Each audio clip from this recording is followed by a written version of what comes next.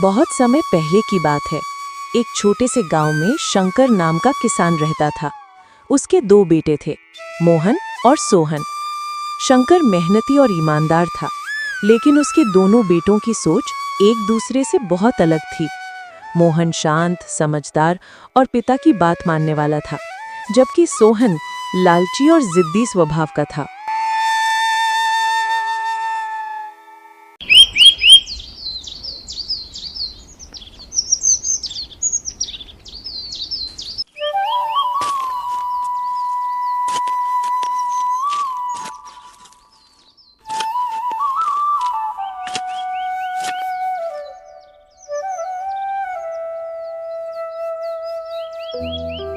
अरे मोहन बेटा, हल थोड़ा और गहराई में चला, इस बार फसल बढ़िया होगी।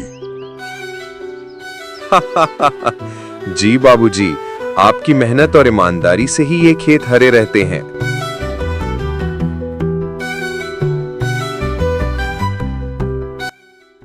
बेटा, मेहनत जहां भी करोगे फल वही मिलेगा, लेकिन लालच में जो भी गया वो खुद को खो बैठा। बस कीजिए बाबूजी, मैं अपनी किस्मत खुद लिखूंगा। सोहन शहर पहुंचा और वहां एक व्यापारी लाला हरिदास के यहाँ काम करने लगा। धीरे धीरे उसने कुछ पैसे कमाए, लेकिन उसका लालच बढ़ता गया। लाला हरिदास मुस्कुराते हुए सोहन से बोला, सोहन बेटा, मेहनत करोगे तो सब मिलेगा, मगर चोरी चकारी मत करना। लेकिन सोहन के मन में लालच आने लगा।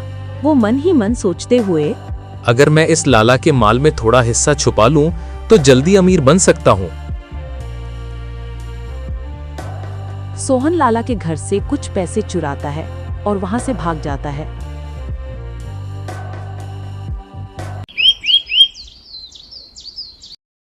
बाबूजी, सोहन भाई को घर से शहर गए 2 महीने हो गए हैं, लेकिन सोहन भाई का कोई पता नहीं है।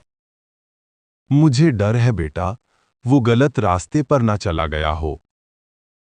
इसी बीच गांव में खबर आती है, शहर में सोहन चोरी करते पकड़ा गया। अरे भाई, शंकर का बेटा तो जेल गया। जब सोहन की चोरी करने की बात का पता शंकर को चलता है, शंकर बेहोश होकर गिर जाता है। शंकर अब बूढ़ा हो चुका था। मोहन दिन रात मेहनत कर रहा था। उधर सोहन जेल से छूट चुका था, लेकिन घर आने की हिम्मत नहीं जुटा पा रहा था। रात में बारिश हो रही थी। सोहन भीगता हुआ अपने घर के बाहर आता है। सोहन रोते हुए बोला, बाबूजी, मैं लौट आया हूँ, मुझे माफ कर दीजिए, मुझसे बहुत बड़ी गलती हो गई। मोहन बाहर आकर देखता है तो सामने सोहन खड़ा था। ये देखकर मोहन बोला, भाई, तुम सच में लौट आए?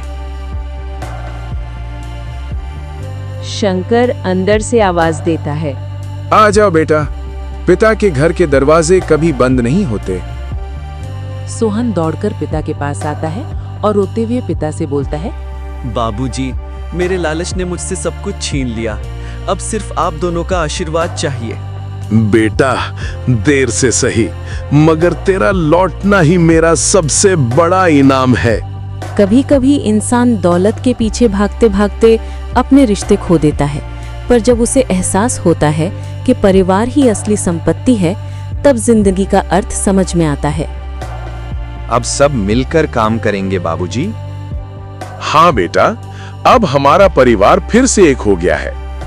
लालच में बटा परिवार अब सच्चाई और प्यार से जुड़ गया था। याद रखो, धन नहीं, मन का मेल ही घर को स्वर्ग बनाता है।